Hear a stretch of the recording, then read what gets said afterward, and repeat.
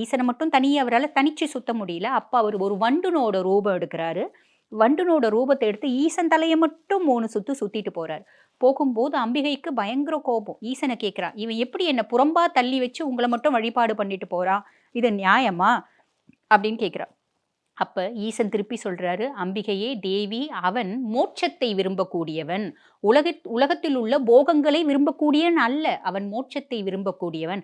ஆதலால் என்னை மட்டுமே வழிபாடு பண்றது அப்படின்றத அவன் கொள்கையாவே வச்சுட்டு இருக்கான்." அப்படின்னும்போது ஆனாலும் தேவிக்கு மனசு சாந்தமடையல. அவ என்ன சொல்றா, அந்த மகரிஷி யாரு அப்படின்னா பிருங்கி மகரிஷி.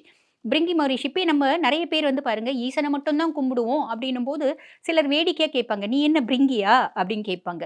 ஆக பிருங்கி மகரிஷி போறாரு. அப்ப அம்பிகை கூப்பிடுறா. "ஏய் பிருங்கி நில்" அப்படின்றா. உடனே பிருங்கி மகரிஷி நிக்கிறாரு.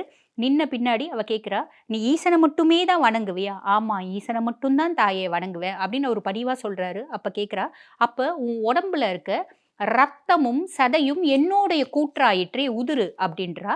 அவ கோவமா சொல்றா. அவன் செய்ய மாட்டான் அப்படின்னு நெனச்சு சொல்றா. ஆனா பிருங்கி மகரிஷி அது மொத்தத்தையும் உதிர்த்துட்டு எலும்பு கூடு மட்டும் நிக்கிது.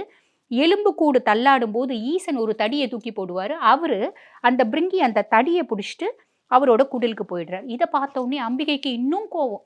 அவன் என்ன அவமரியாதைப்படுத்தினான். நான் அகிலலோக அன்னை இல்லையா? என்ன அவமரியாதைப்படுத்தினா, நீ அவனுக்கு உதவுறியே! அப்படின்னு சொல்லிட்டு, இனி எனக்கு இந்த கைலாயத்தில என்ன வேலை? அப்படின்னு கோவிச்சுட்டு பூலோகம் போயிடுறா.